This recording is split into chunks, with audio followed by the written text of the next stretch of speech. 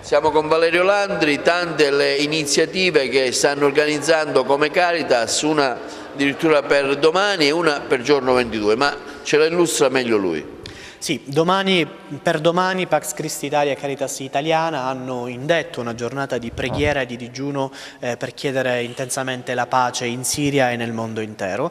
L'iniziativa nasce evidentemente nel contesto della Pasqua e quindi delle celebrazioni pasquali, serve proprio ad invitare tutte le nostre comunità a riflettere intensamente su quanto sta accadendo in Medio Oriente, su quanto tanta gente stia vivendo momenti di terrore, non solamente in Medio Oriente ma anche in Europa, i recenti fatti ce lo dicono, e a pregare intensamente perché davvero la pace possa finalmente venire.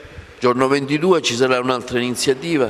Sì, il 22 aprile sarà inaugurata l'Opera Segno Giubilare. Al termine del Giubileo della Misericordia, Papa Francesco ha chiesto a tutte le diocesi di dotarsi di un'opera segno che sia segno tangibile della misericordia di Dio per i poveri. Per questo la nostra diocesi ha pensato di inaugurare una nuova opera segno che si chiamerà la Locanda di Maria, che nascerà in locali messi a disposizione dalla chiesa di Santa Lucia, dalla parrocchia di Santa Lucia in Treversa Ortolani. Sarà una mensa didattica al mattino, una mensa sociale alla sera, ma anche un luogo di accoglienza per persone segnalate dal circuito penale, quindi detenuti in permesso premio, ma anche donne che si trovano in stato di bisogno.